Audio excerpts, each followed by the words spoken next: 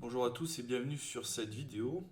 Je tenais à faire cette vidéo pour vous présenter un petit peu ce que j'attends de vous en termes de contenu pour le rapport de PFMP de terminale.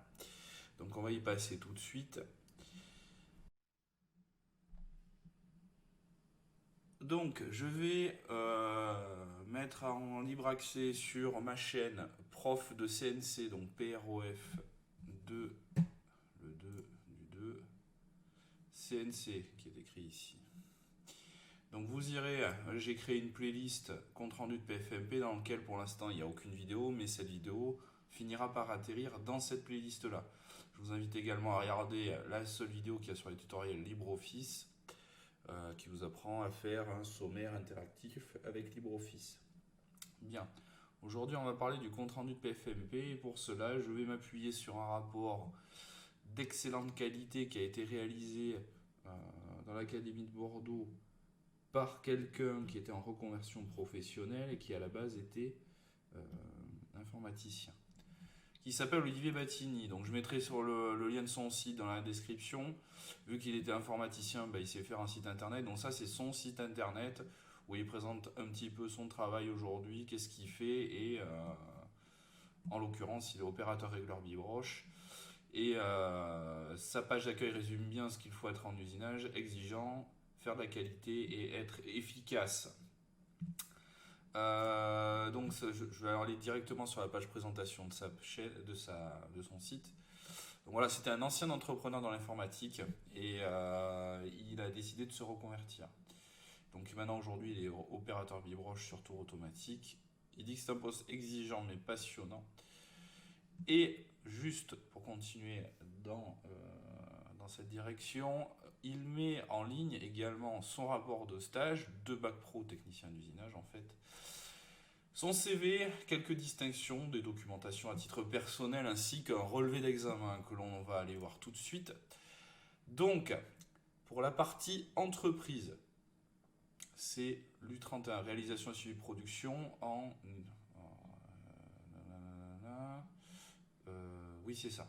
Réalisation et suivi d'une production en entreprise, ESE. Il a pris 18,5 à la partie euh, période de formation en milieu professionnel. Donc, regardez bien sa moyenne à l'examen en bas. Évidemment, il n'a pas repassé toutes les épreuves. Vous voyez qu'il a des dispenses tout simplement parce qu'il avait un niveau supérieur vu qu'il avait déjà un BTS. Et il a pris 17,06 sur 20 à l'examen. Et pour la simple et bonne raison, c'est que c'était quelqu'un de sérieux et d'efficace.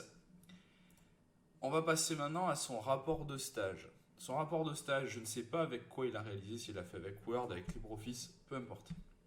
Moi, ce que je vous invite à faire, c'est à télécharger LibreOffice 6.4.0 sur le site de LibreOffice. Je mettrai également le lien dans la description de la vidéo.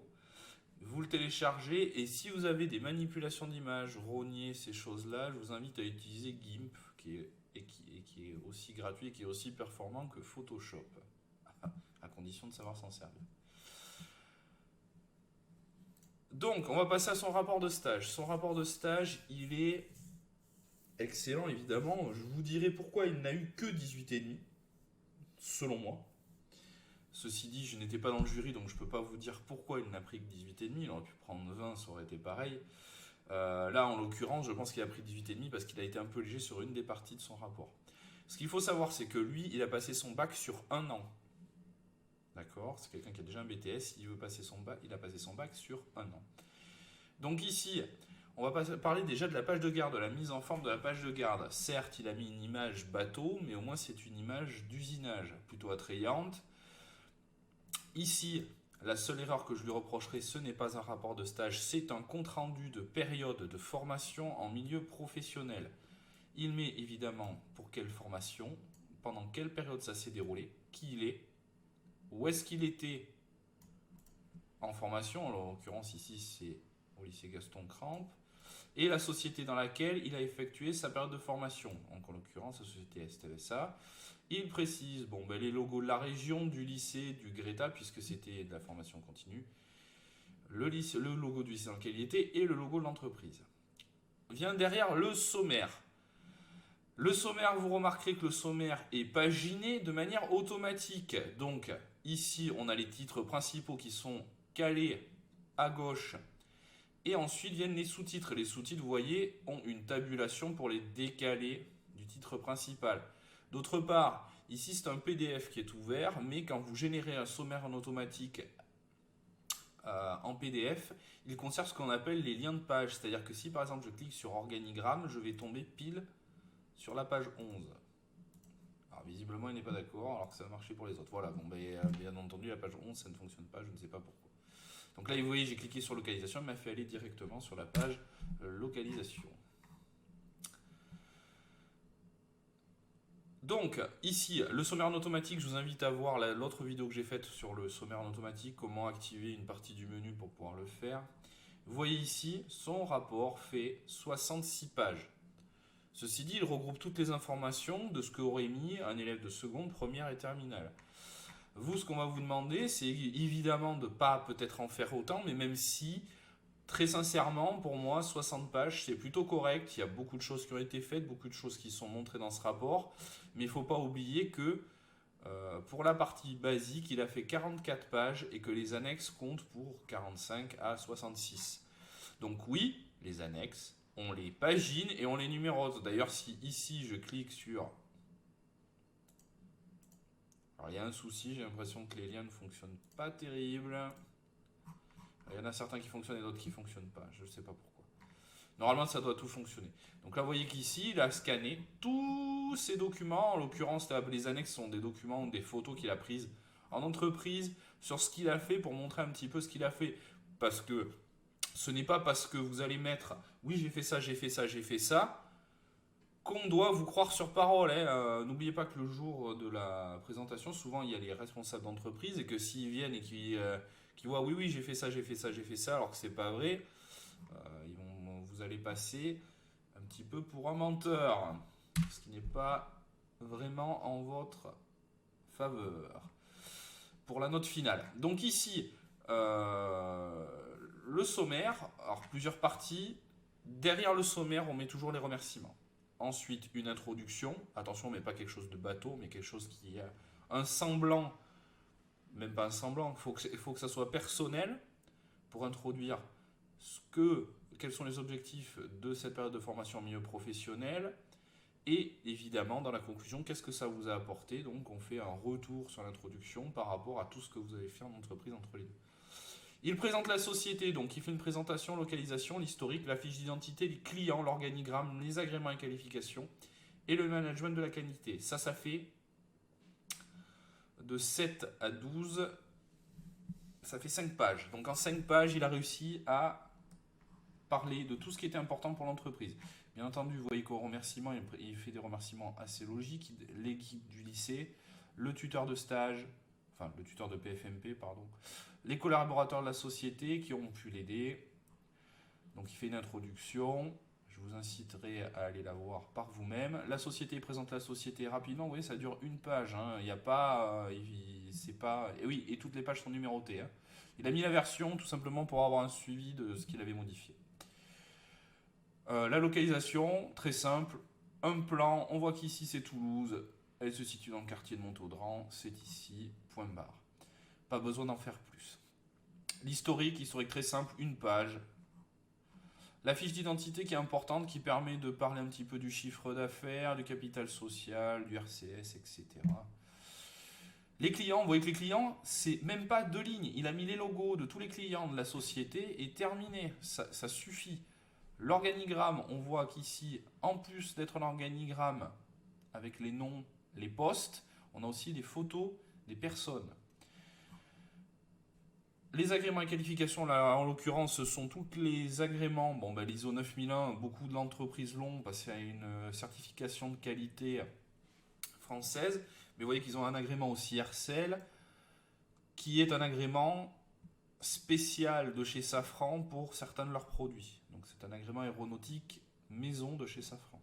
Management de la qualité, bon ça, vous verrez ça par vous-même. Le pôle production, il explique un petit peu comment est constituée l'entreprise. Il y a un entrepôt de matière, l'atelier où les pièces sont produites, un atelier d'ajustage, un atelier de montage, conditionnement et expédition. Donc ça peut être résumé avec un plan en vue de dessus de l'entreprise pour expliquer un petit peu comment l'entreprise est organisée de manière fonctionnelle. Ici, vous avez l'état du parc machine. Il a fait une page, ça suffit largement. La machine sur laquelle il a présenté de manière détaillée, la machine sur laquelle il a fait la pièce qu'il va présenter par la suite. Et il a fait juste une énumération rapide de toutes les machines du reste de l'atelier. Pas besoin de s'étendre là-dessus. Vous êtes en terminale. Il n'y a pas besoin de dire, bon, ben, le tour CMZT, c'est un coup, il y a tant de courses max en Y. On s'en fout. Vous ne présentez de manière détaillée que la machine sur laquelle vous êtes passé. Enfin, vous allez présenter la pièce de votre partie technique. Donc la partie technique, voilà, il a fait des activités en observation, des activités pratiques qu'il a fait en autonomie.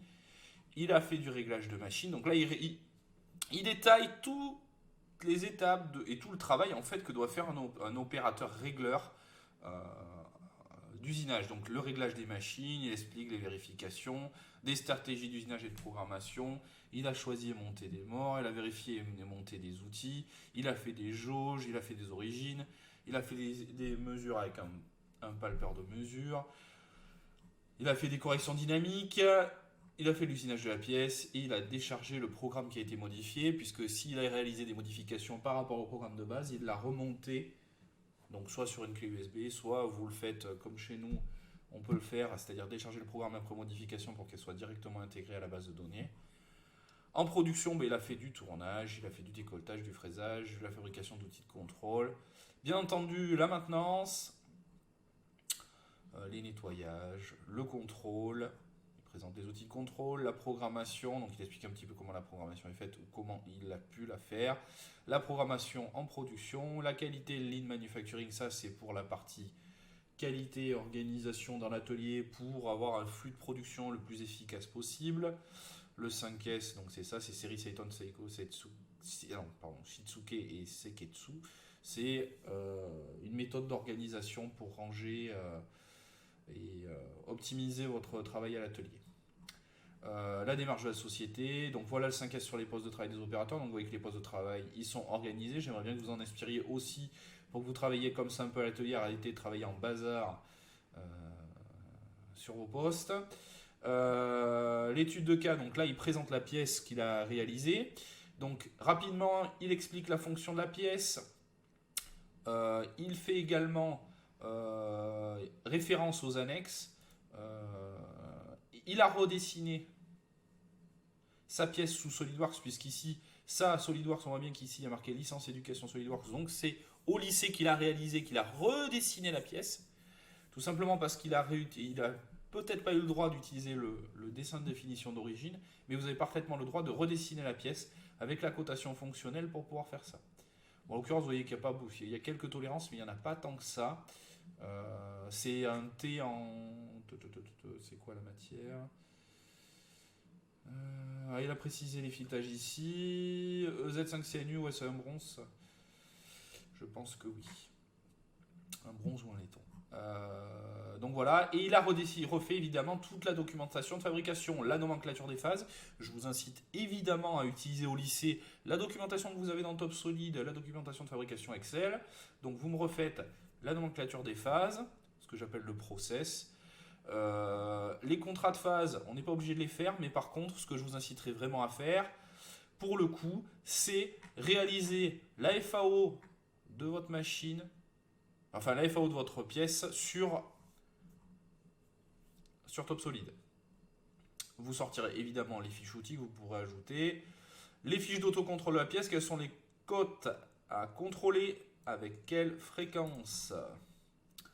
Donc là ici, il a un extrait du programme utilisé sur FICN. FICN, c'est le logiciel de FAO qui fonctionne avec SolidWorks. Donc ça, c'est ce qu'il a pu sortir avec FICN, et ça, c'est ce que lui sortait le programme dans l'entreprise. Donc on voit qu'il y a quelques différences. Les moyens de contrôle, donc il a précisé avec quoi il allait contrôler sa pièce. Il a parlé de la matière de la pièce. Moi, je serais rentré directement avec ça. La matière de la pièce, c'est le plus important. Pourquoi? Parce que c'est souvent... pardon, EZ5CNU, EZ1705, c'est un acier inoxydable. Oui, parce que ça, c'est l'ancienne désignation. Z5, c'est... D'ailleurs, pourquoi il y a un E devant?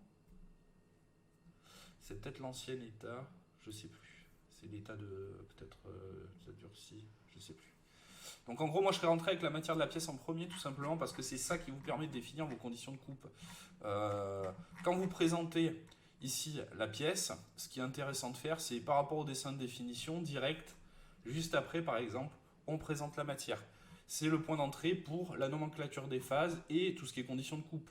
Pourquoi? Parce que là, ici, il présente ses documents de contrat de phase avec ses vitesses de coupe, mais il ne présente à aucun moment pourquoi il a choisi celle-ci. Donc en l'occurrence, on choisit celle-ci parce que telle matière. Voilà. Et ensuite, en fonction des outils qu'on a choisis, évidemment, on détermine les conditions de coupe adaptées aux matériaux. Donc l'analyse d'un problème ici, donc ça c'est la problématique. En l'occurrence, il y avait des problèmes d'état de surface à cause de vibrations. Donc la solution apportée, c'était de modifier des vitesses de coupe. En l'occurrence, il a présenté un document qui est à la fin, que je vais retrouver rapidement. Voilà, ici, il présente la annexe R2, une influence des conditions de coupe sur l'état de surface. Donc il y avait un mauvais état de surface sur un des raccords ici, en fait, qu'il allait fileter. Et pour éviter ça, ce qu'il a fait, c'est il a modifié les conditions de coupe. Mais là, en l'occurrence, plutôt que de mettre ça, moi j'aurais rajouté, et c'est peut-être là où il a perdu un point et demi, c'est ici en l'occurrence j'aurais rajouté vitesse de coupe égale temps, vitesse de coupe égale temps, vitesse de coupe égale temps. Donc en gros il montrerait par exemple si l'état de surface est acceptable parce que la vitesse de coupe est plus faible, je crois que c'est le cas, c'était la solution qu'il proposait, ben ici on entoure la bonne vitesse de coupe, voilà, ok. Donc après bon, et la conclusion, alors moi la conclusion je la mettrai, on peut la mettre tout à la fin, c'est pas forcément bête, mais je la mettrai plutôt avant les annexes. Les annexes. Ceci dit, les annexes on s'en sert quand nous on lit le rapport de PFMP, donc pourquoi pas mettre la conclusion à la fin, vous voyez que c'est une conclusion personnelle de quelqu'un qui est en reconversion, donc à vous également de faire une conclusion qui soit personnelle et qui permette de montrer ce que ça vous a apporté ce stage. Si ça ne vous a rien apporté, malheureusement, je ne peux rien pour vous. L'honnêteté, c'est le plus important là-dedans. Hein. De toute façon, ça va vite se voir si vous mentez ou si vous essayez de pipoter quelque chose. Oui, je l'ai fait, mais en fait, vous ne l'avez pas fait. On va vite vous piéger, vous allez tomber dans le piège et vous allez vous enfoncer. Et malheureusement, c'est là où les notes peuvent être catastrophiques à la fin. C'est des personnes qui ont une très haute estime d'eux-mêmes, se croient au-dessus des règles, croient tout savoir et qui malheureusement finissent par s'enfoncer dans des pièges que nous vous tendons. Hein. C'est volontaire aussi. Ça nous permet de vérifier que vous savez faire certaines choses et que ça nous permet de valider certaines compétences. Donc en l'occurrence ici, je vais vous montrer rapidement la grille d'évaluation. Il me reste à peine 1 minute 30 pour faire ça. Alors, donc en entreprise, à partir de maintenant, vous serez évalué avec une grille automatisée. Qu'est-ce que ça veut dire? Ça veut dire que par exemple en terminale, ici vous voyez, on a des items de couleurs différentes. Donc ça c'est suivi d'une production d'entreprise pour la classe de terminale. Mais ça c'est que la partie entreprise, c'est-à-dire que ça c'est votre maître de stage, enfin le tuteur de PFMP qui va compléter ça. Mais généralement, on le complète avec lui pour pouvoir tout simplement peut-être éclaircir certaines choses qui ne sont pas très claires, vu que c'est du jargon purement éducation nationale. Donc ici, les items que vous voyez en bleu foncé sont des items de seconde. En bleu ciel, des items de première, et en rouge, des items de terminale. Vous allez me dire, mais pourquoi vous réévaluez des items de seconde et de première? C'est tout simplement pour vérifier que vous n'ayez pas perdu de niveau entre les différentes années. Cependant, ces items-là ont une pondération bien moins élevée que les items de première et bien entendu que les items de terminale. cette partie-là, par exemple, sur l'analyse des données de gestion, est notée avec un coefficient bien plus élevé que cette partie-là, et bien entendu encore plus que cette partie de seconde. Cependant, ça nous permet aussi d'avoir un suivi, de dire, si par exemple, identifier les différentes étapes de production, vous ne savez même plus le faire, 0%. Mais généralement, si vous ne savez pas faire ça, ça veut dire que logiquement, vous n'arriverez pas à faire ça. Ceci dit, ça nous permet aussi d'avoir un suivi. Donc c'est très simple, la grille, le jour où on va voir les tuteurs de stage, on remplit, on coche les cases et vous verrez qu'à la fin, tout simplement, ça vous fait une note. Voilà, il n'y a rien de secret là-dedans, c'est cohérent, ça a été validé, tout va bien. Ok, donc voilà pour la partie évaluation. Ça, c'est pour la partie entreprise. Donc ça, globalement, normalement, c'est au tuteur de stage qui le complète. Cependant, ici, on a l'évaluation de la partie écrite et orale. Donc ici, en orange foncé, vous avez le compte-rendu écrit. On vous évalue sur le fond, sur les techniques d'usinage et l'économie-gestion. Et sur la forme, comment vous avez réalisé le compte-rendu papier. Ce sur quoi on vous évalue, c'est évidemment la pertinence des contenus techniques. Est-ce que le contenu est adapté au niveau de formation? Comment vous avez réussi à synthétiser le travail que vous avez mené au sein de l'entreprise? Et l'étude de cas, c'est la partie, on va dire, analyse de la problématique et du support qu'on vous a confié sur lequel vous allez détailler le travail que vous avez réalisé. Pour la partie économie-gestion, on a l'identité d'entreprise, l'environnement de l'entreprise, l'analyse, c'est-à-dire comment c'est fait et avoir un recul dessus, le choix et l'utilisation des annexes. La forme, on va évidemment vous attendre sur le plan, la pagination, la rédaction, le vocabulaire et l'orthographe. On vous attendra également sur la pertinence et le choix des ressources présentées, l'aspect technique, graphique, scientifique. Utilisez évidemment ce que vous avez à disposition, et en l'occurrence, pour le cas, c'est Top Solid, qui vous permet quand même de réaliser le dessin de définition, le modèle 3D de la pièce, la FAO, les fiches outils. Vous avez également le fichier Excel qui vous permettra de réaliser la documentation de fabrication. On vous attendra également sur la qualité des documents élaborés, c'est-à-dire pas avoir des choses qui soient rédactées. On peut avoir des choses rédigées à la main, mais attention, il faudra que ça soit clair, net et propre. Il faudra les scanner et les intégrer de manière cohérente. Et la capacité de synthèse aussi, on vous attend sur une conclusion personnelle. Pour la partie compte-rendu oral, donc là c'est sur le PowerPoint. Le PowerPoint, on vous entend évidemment sur la compréhension, l'analyse et maîtrise de l'étude de cas. Il ne faut pas que ça soit une... Pardon, excusez-moi, je vais être un peu vulgaire, une ressucée, c'est-à-dire recopier exactement ce que vous avez dans votre rapport de stage écrit. Il faut être beaucoup plus synthétique et aller plus vite. Le rapport de stage, nous, on peut le lire, on peut prendre le temps de le lire entre 20 et 30 minutes. Le jour de l'oral, vous aurez 10 à 15 minutes pour exposer votre travail et 15 minutes de questions derrière. Donc, il va falloir être très, très, très efficace. Le fond, on vous attend aussi sur l'éco-gestion, donc la compréhension et l'analyse de l'entreprise et de son environnement, l'exploitation des documents présentés, donc exploiter un organigramme d'entreprise. Et sur la forme d'élaboration du compte-rendu oral. Bon, bien entendu, la forme, on vous attend sur le PowerPoint, comment il a été fait, est-ce que la formulation est correcte à l'oral, est-ce que le vocabulaire et la technicité est adapté, et le vocabulaire technique est adapté. On vous attend aussi sur la cohérence et la maîtrise du contenu technique, c'est-à-dire que les questions qu'on va vous poser, on va essayer de gratter un peu. Souvent, on gratte sur le dessin de définition directement.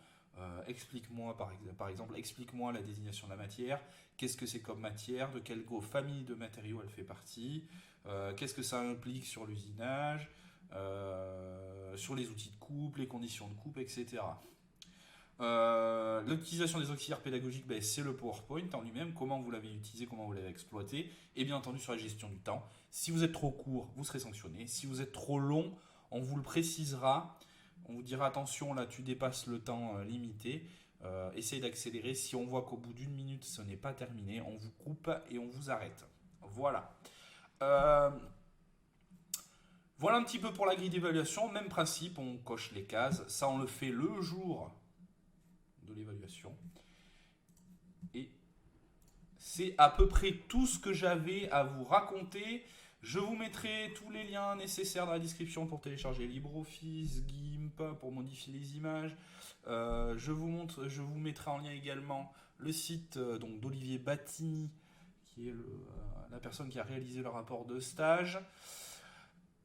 Et bien évidemment, je mettrai sur Pronote le lien vers la vidéo ou vers ma chaîne, on verra, pour réaliser pour que vous puissiez réaliser ça. Alors, délai de réalisation, vous allez devoir me ramener à la rentrée un rapport de stage fini à 80%.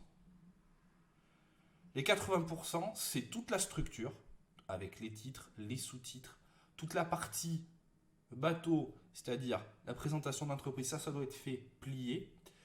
Donc dans la structure, je veux la page de garde. Donc là, je vous invite à aller voir sur l'autre vidéo comment on fait pour avoir une page de garde non numérotée. Une page de garde, le sommaire complet avec les titres et les sous-titres en numérotation automatique. J'insiste là-dessus. Et on se contentera à la rentrée de ne faire que la partie technique, c'est-à-dire présenter et réaliser tous les documents de fabrication que vous ne pouvez pas faire chez vous, puisque vous n'avez pas tous, voire même personne, top solide à la maison. Voilà. Donc, délai, pas de délai. Je vous incite fortement à venir travailler en dehors de vos heures de cours. Il me semble que M. Lopez ne sera pas présent les 2 vendredis qui vont suivre. Donc, je vous incite vraiment à venir le vendredi matin. Non, pas le vendredi matin, pardon. Le jeudi après-midi dans la salle. Je pense que M. Blanc peut vous ouvrir. À une seule condition, c'est qu'il y ait quelqu'un pour vous surveiller. Je ne pense pas que ce soit le cas. M. Blanc, il part le jeudi après-midi. Mais par exemple, le mardi après-midi, M. Blanc, il n'est pas là non plus. À voir avec M. Lopez, vous voyez avec lui, pour pouvoir utiliser la salle, il faudrait qu'avant les vacances, vous ayez fait le dessin de définition complet de votre pièce. C'est-à-dire le modèle volumique en 3D et refaire le dessin de définition. C'est d'accord? Même si c'est pas d'accord, c'est d'accord quand même. Sur ce, je vous souhaite à tous de bonnes vacances studieuses, puisqu'il va falloir travailler et réaliser ce rapport de PFMP. Bon courage à vous tous, et je vous donne rendez-vous à la rentrée.